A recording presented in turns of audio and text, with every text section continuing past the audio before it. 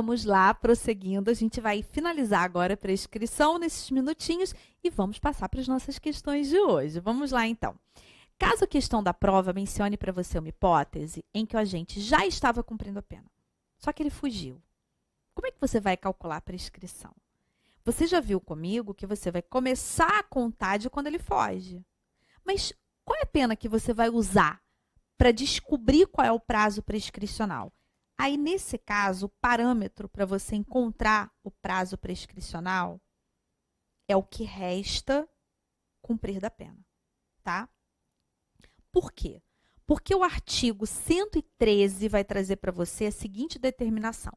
No caso de evadir-se o condenado ou de revogar-se o livramento condicional, a prescrição é regulada pelo tempo que resta da pena. Então, veja bem.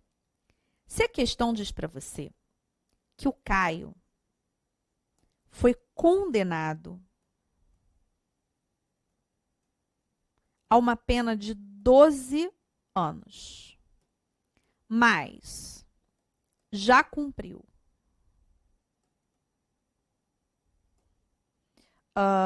10 anos e 6 meses e fugiu, esquece a pena da condenação. A base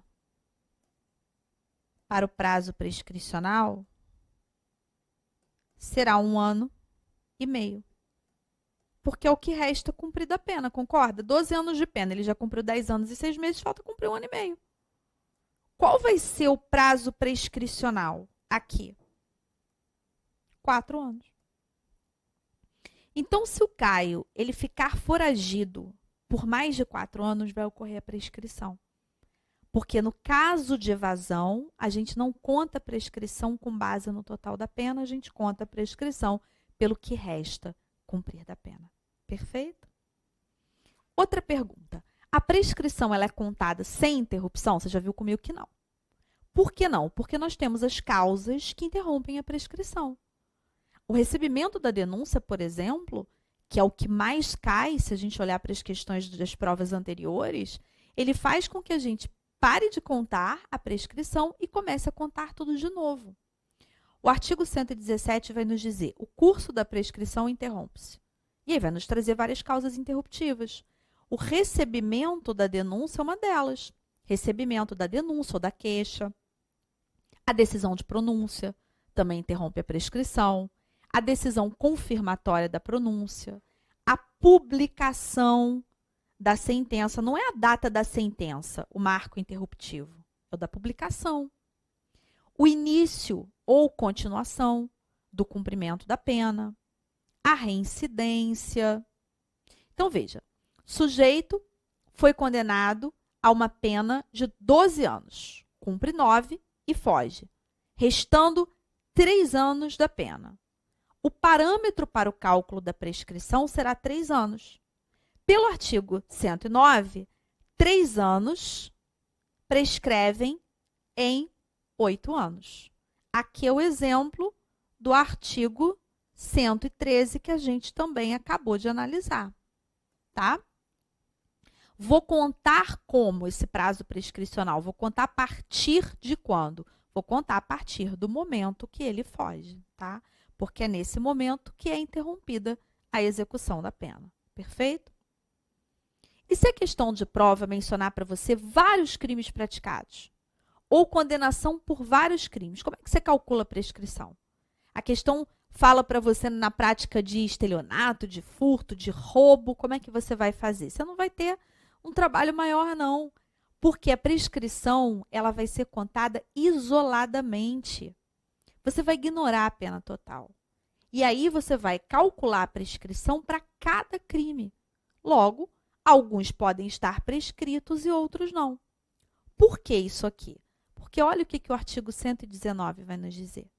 No caso de concurso de crimes, a extinção da punibilidade incidirá sobre a pena de cada um isoladamente. Então, você não vai pegar o total da pena e sair calculando a prescrição com base no total da pena, não. Você vai tranquilamente olhar qual foi a pena de cada crime e você vai fazer a conta para cada um deles para encontrar a prescrição. Deu para entender? Então, vamos lá. Agora, a gente vai passar para as nossas questões. Vou colocar aqui nas nossas questões para a gente poder aplicar. Afinal de contas, tudo que a gente estudou hoje, né? Então, vamos lá. Cadê? Nossas questões. Tá aqui. Vamos lá. Prontinho. Primeira questão. No dia 25 de fevereiro de 2014, na cidade de Ariquemes, Felipe, nascido em 3 de março de 1996, encontra seu inimigo Fernando na rua e desfere diversos disparos de arma de fogo em seu peito com a intenção de matá-lo. Populares que presenciaram os fatos avisaram sobre o ocorrido a familiares de Fernando, que optaram por transferi-lo de helicóptero para Porto Velho, onde foi operado. No dia 5 de março de 2014, porém, Fernando não resistiu aos ferimentos causados pelos disparos e veio a falecer ainda no hospital de Porto Velho. Considerando a situação hipotética narrada e as previsões do Código Penal sobre tempo e lugar do crime, é correto afirmar que, em relação a estes fatos, Felipe será considerado. E aí tem as nossas opções, né? Primeiro é a gente verificar se ele é imputável ou se ele é inimputável. Vamos voltar para a nossa questão para eu explicar o seguinte para você. A questão disse para a gente quando que ele nasceu, tá? 3 de março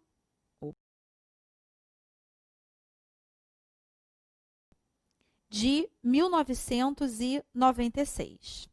Então, ele completaria 18 anos no dia 3 de março de 2014. Tranquilo? Antes, portanto, dele completar 18 anos, não é isso? 96, 2006, 2014, isso mesmo. Então, antes disso, ele pratica conduta, desfere diversos disparos. Só que a vítima, ela só veio a morrer no dia 5 de março de 2014. Ou seja, quando a vítima morreu, o Felipe já tinha completado 18 anos. A pergunta aqui é simples. O Felipe, ele é imputável ou ele é inimputável? Você vai olhar para a data em que a conduta foi praticada ou você vai olhar para a data do resultado? Você vai olhar para a data da conduta. Sabe por quê? Porque o nosso Código Penal, no artigo 4º, ele adotou a teoria da atividade. O artigo 4º, ele vai dizer o seguinte para você. Considera-se praticado o crime no momento da ação ou omissão, ainda que outro seja o momento do resultado. Então, veja bem, se no momento em que o Felipe atirou, no momento em que ele praticou a conduta, ele era menor de 18 anos, então não há dúvida, não há mistério. Ele é inimputável. O fato que ele praticou não é crime, porque o fato será atípico, será ilícito, mas não será o quê? Culpável. E aí, veja bem, olha o que a letra A vai dizer para a gente. Inimputável, pois o Código Penal adota a teoria da atividade para definir o tempo do crime, enquanto que o lugar do crime é definido pela teoria da ubiquidade. Perfeito! O artigo 4º do Código Penal adota a teoria da atividade para definir o tempo do crime. Já o artigo 6º do Código Penal adota a teoria da ubiquidade para definir o lugar do crime.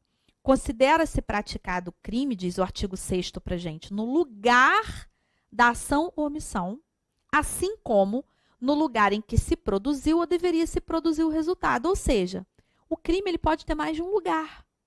Se a pessoa praticou a conduta, por exemplo, no Brasil, e a vítima morreu no Paraguai, qual é o lugar do crime? Brasil e Paraguai. Teoria da ubiquidade. Mais de um lugar ao mesmo tempo. Agora, para tempo do crime, não. Tempo do crime, você esquece quando que o resultado ocorreu. Para definir o tempo, o momento do crime. Eu não estou falando do momento da consumação do crime, não. Estou falando do momento do crime, tempo do crime. A gente adota a teoria da atividade, então temos que olhar para o momento em que a conduta foi praticada, o nosso gabarito, portanto, é a letra A, com base no artigo 4º do Código Penal. Considera-se praticado o crime no momento da ação ou omissão, ainda que outro seja o momento do resultado. Perfeito? E olha aí o artigo 6º. O artigo 6º, para o lugar do crime, este sim adota a teoria da ubiquidade, conforme o gabarito falou para a gente. Questão 2. Dois prefeitos de cidades vizinhas, Ricardo e Bruno, encontram-se em um bar, após uma reunião cansativa de negócios. Ricardo bebia doses de uísque e, mesmo não sendo essa sua intenção, acabou ficando embriagado. Enquanto isso, Bruno bebia apenas refrigerante, mas foi colocado em seu copo um comprimido de substância psicotrópica por um eleitor de sua cidade, que também o deixou completamente embriagado. Após ainda alterados, cada um volta para a sede de sua prefeitura e apropriam-se de bens públicos para proveito próprio. Considerando o fato narrado, é correto afirmar que... Gente, vamos voltar aqui para o nosso enunciado, para a gente poder ir analisando dado a dado aí que foi trazido. Veja bem, a questão trata de embriaguez. E aí, o Ricardo sabia que estava bebendo uísque, sabia que era bebida alcoólica. Ele queria beber, muito embora ele não quisesse se embriagar. Se você voltar lá às anotações da nossa aula passada, você vai ver que a gente trabalhou esse conceito de embriaguez. Trata-se da chamada embriaguez culposa, que é quando a gente quer beber, mas não quer se embriagar. Eu ainda brinquei com você, eu dei o exemplo da reunião de trabalho, que a pessoa não queria pagar mico, né? Então, embriaguez culposa é quando a pessoa, embora ela queira beber, ela não tem intenção de se embriagar. E aí, veja bem, lembra o que o artigo 28 diz pra gente? Que nós não vamos afastar a imputabilidade penal diante da embriaguez voluntária e culposa. Então, o Ricardo, ele vai responder normalmente pelo crime que ele praticar. Agora, a situação do Bruno é diferente. Porque o Bruno estava bebendo refrigerante. Quando alguém coloca um comprimido de uma substância psicotrópica na bebida dele, no refrigerante dele, ou seja, uma substância de efeitos análogos ao álcool, essa embriaguez dele é proveniente de caso fortuito. Ele não sabe que ele está bebendo, ele bebe acidentalmente, ele ingere aquela substância acidentalmente. Então, qual é a consequência disso aqui? É que essa modalidade de embriaguez pode afastar a imputabilidade penal do Bruno, fazendo com que o Bruno, embora pratique um fato típico e ilícito, não cometa crime. Porque para ser crime tem que ter culpabilidade, né? Crime é fato típico, ilícito e culpável, se não tem culpabilidade. Então vamos lá, vamos ver as nossas opções. Ricardo e Bruno são isentos de pena, já para por aqui. Porque se a embriaguez do Ricardo é culposa, ele responde normalmente. B.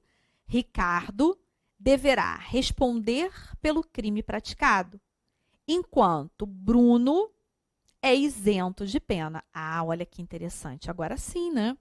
O Ricardo, ele deve responder pelo crime praticado porque o artigo 28, inciso 2, diz pra gente que não exclui imputabilidade penal a embriaguez voluntária e a culposa. Agora, Bruno realmente é isento de pena nos termos do artigo 28, parágrafo 1º. E, logicamente, encontrar esse gabarito já faz com que a gente exclua as demais opções, tá? O nosso gabarito, portanto, é a letra B. Questão 3. Tony, a pedido de um colega, está transportando uma caixa com cápsulas que acredita ser de remédios, sem ter conhecimento que estas, na verdade, continham cloridrato de cocaína em seu interior. Por outro lado, José transporta em seu veículo 50 gramas de cannabis sativa L, maconha, pois acreditava que poderia ter pequena quantidade do material em sua posse para fins medicinais. Ambos foram abordados por policiais e, diante da apreensão das drogas, denunciados pela prática do crime de tráfico de entorpecentes. Considerando apenas as informações narradas, o advogado de Tony José deverá alegar em favor dos clientes, respectivamente, a ocorrência de... Gente, vamos lá, vamos voltar aqui para a questão.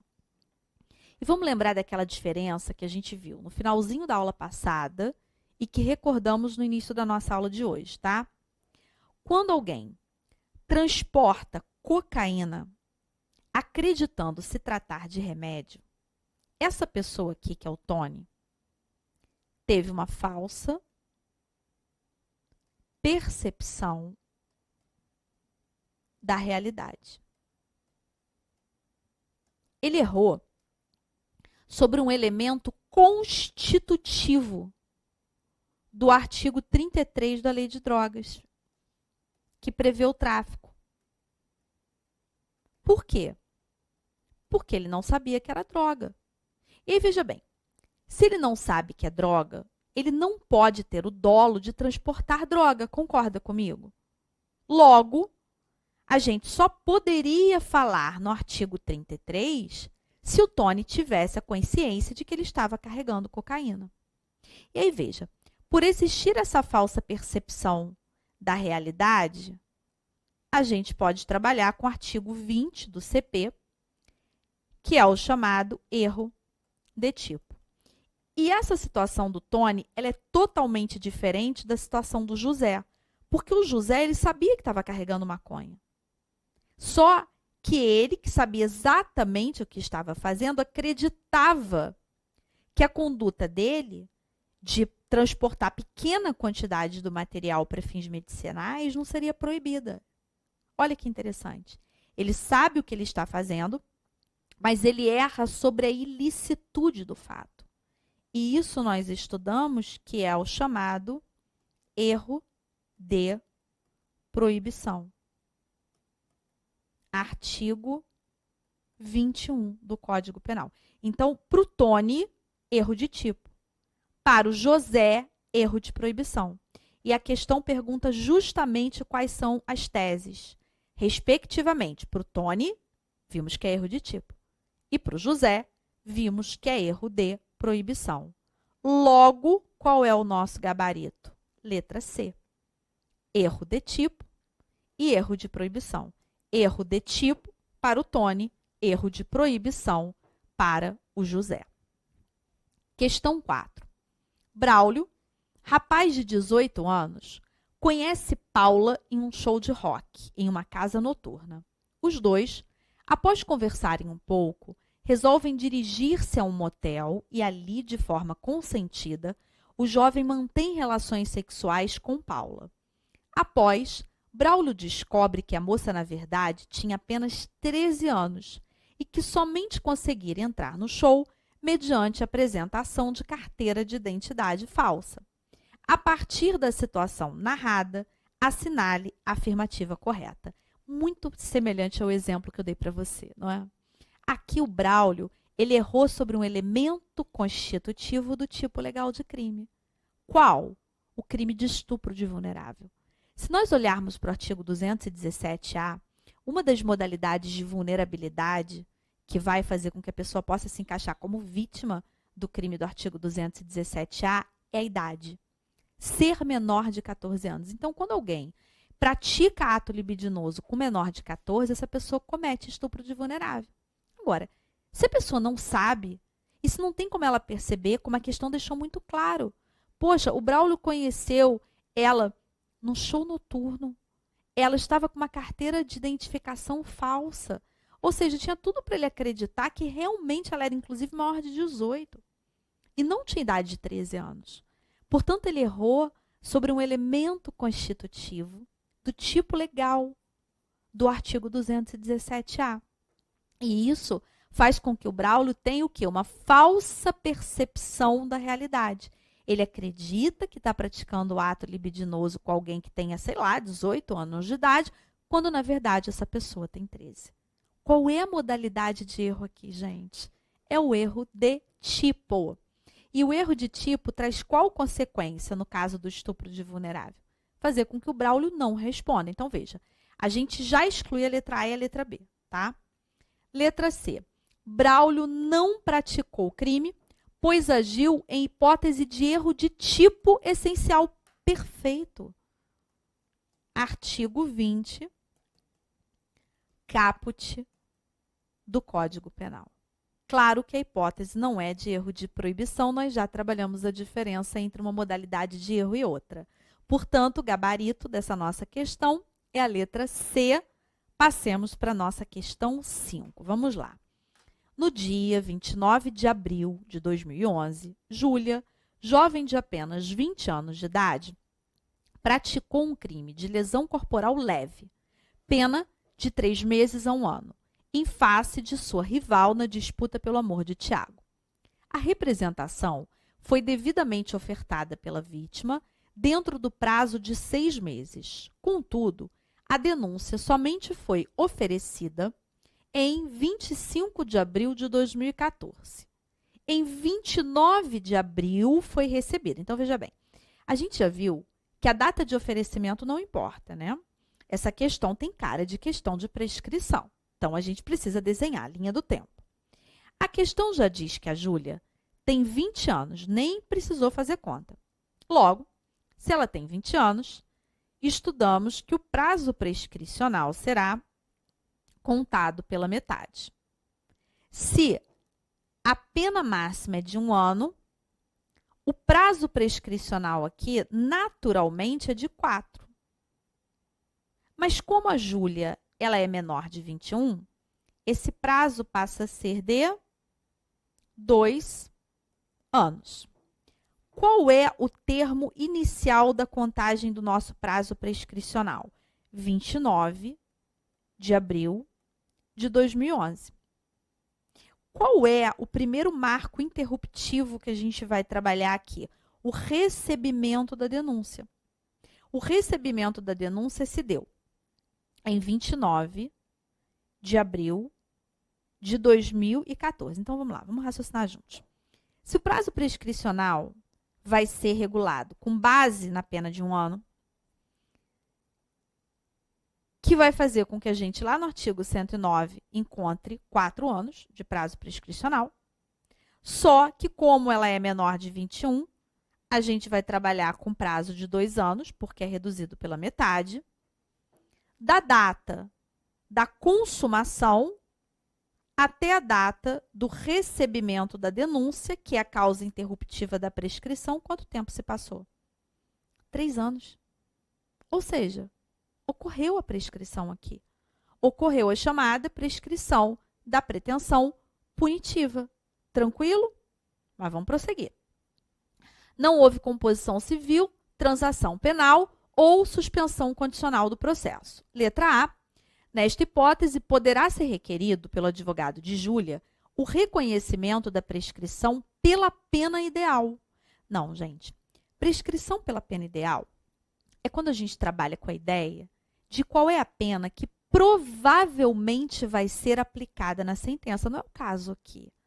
Aliás, a nossa jurisprudência não aceita a jurisprudência dos nossos tribunais superiores. Isso, inclusive, está sumulado pelo STJ. A jurisprudência do STJ e do STF não admite a chamada prescrição pela pena ideal, que seria um pré-julgar. Como é que o juiz ele vai, de início, adivinhar qual é a pena que ele vai aplicar? Isso depende de tantos fatores, né? Inclusive que podem surgir durante o processo. Então, não se trata disso. Vamos para a letra B. Deverá, caso aplicada ao final do processo a pena mínima prevista em lei, ser reconhecida a prescrição da pretensão punitiva retroativa. Deixa eu falar uma coisa para você. A gente só precisa contar a prescrição da pretensão punitiva na modalidade retroativa quando a prescrição não ocorreu naturalmente antes. Se a gente está contando da data da consumação do fato até o recebimento da denúncia, ou do recebimento da denúncia até a publicação da sentença, e o prazo prescricional ele passou, ele se deu, ele se operou, a gente não vai depois precisar da prescrição retroativa. Lembra? A prescrição retroativa ela é uma nova oportunidade. Isso significa que, a princípio, não ocorreu a prescrição, aí eu vou poder calcular de novo. eu vou poder pegar a pena aplicada na sentença, caso em que a sentença já transitou em julgado para acusação, e vou poder retornar para contar o prazo prescricional com base na nova pena. Não é o caso aqui, né? Letra C. Não foram ultrapassados 3 anos entre a data dos fatos e do recebimento da denúncia, pois o prazo prescricional tem natureza essencialmente processual e não material. Bem, para começar, o prazo aqui não é de 3 anos, né? Porque crime com pena de 1 ano prescreve em 4. 3 anos é para pena inferior a 1 ano.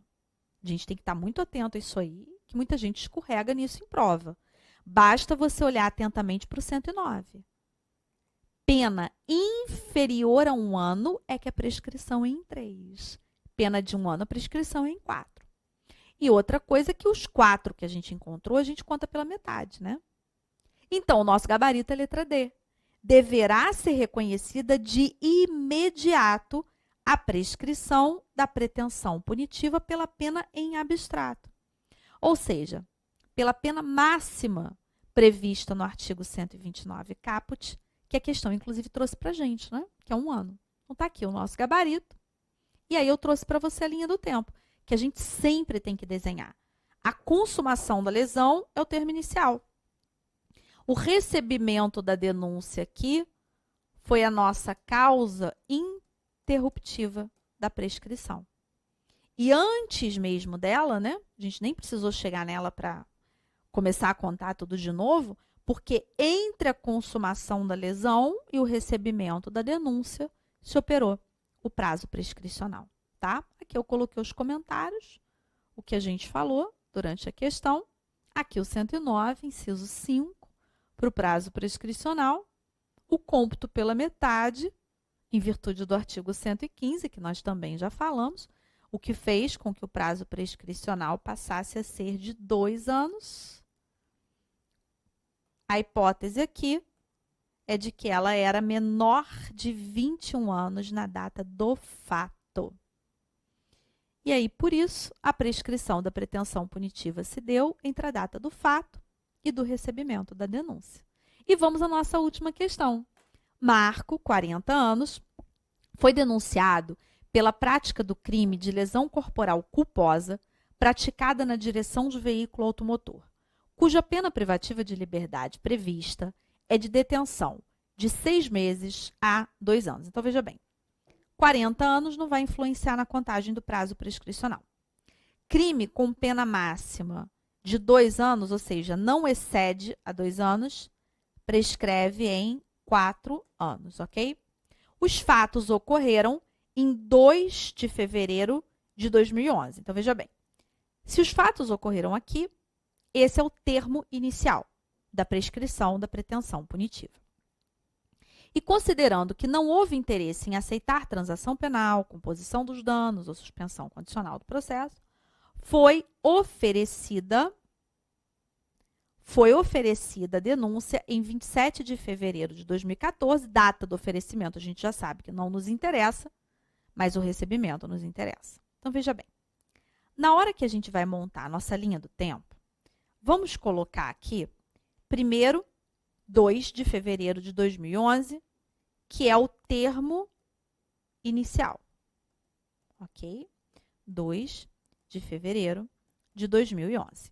A próxima data que nos interessa aqui é a data do recebimento da denúncia. Por quê? Porque ela vai causar a interrupção do prazo prescricional. 11 de março de 2014. Só que o prazo prescricional aqui, ele é de 4 anos. Então, veja, 2011, 2012, 2013, 2014, até aqui não ocorreu a prescrição. Aí a gente prossegue. Após a instrução, foi Marco condenado a pena mínima de 6 meses. Em sentença publicada em 29 de fevereiro de 2016. Então, vamos lá. 29 de fevereiro de 2016 veio a publicação da sentença, que é um novo marco interruptivo da prescrição, tá? E a sentença condenou a uma pena de 6 meses. Perceba que a questão diz que houve trânsito em julgado. Então, se ela diz trânsito em julgado em sentido amplo, a gente pode pressupor que houve trânsito em julgado para acusação. Perfeito? O que isso vai permitir que a gente faça? Que a gente pegue essa pena aqui, de 6 meses, jogue na tabela do 109 e encontre um novo prazo prescricional. Perfeito? O novo prazo prescricional aqui vai ser de quanto tempo? De 3 anos.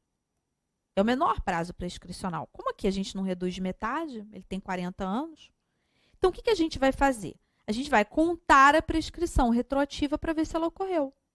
Lembrando, né, que a prescrição retroativa só pode se dar a partir do recebimento da denúncia.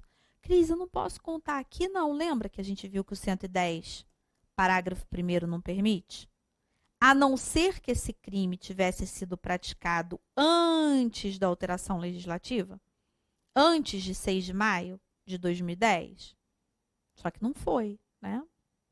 Então, veja, não se passaram 3 anos do recebimento da denúncia até a publicação da sentença. Conclusão da história, a gente não teve prescrição aqui, tá? A gente faz essa conta toda para verificar que não houve prescrição. Deixa eu falar uma coisa para você.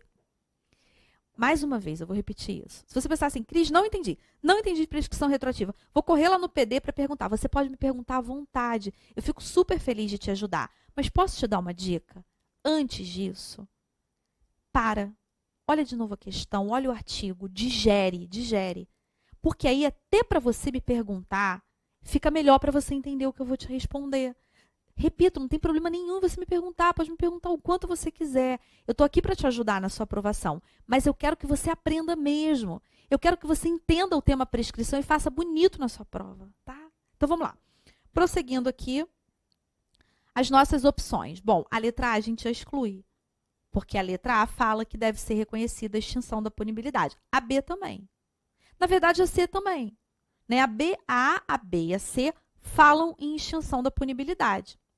A letra D diz, não deverá ser reconhecida a extinção da punibilidade de marco, pois não ocorreu prescrição. Gente, é o nosso gabarito. Aqui não teve prescrição. Qual é o erro da letra E? Oferecimento da denúncia não é marco interruptivo da prescrição. O marco interruptivo, pelo artigo 117, é o recebimento da denúncia, ok? Então, o nosso gabarito é a letra D. E aqui os nossos comentários, tá?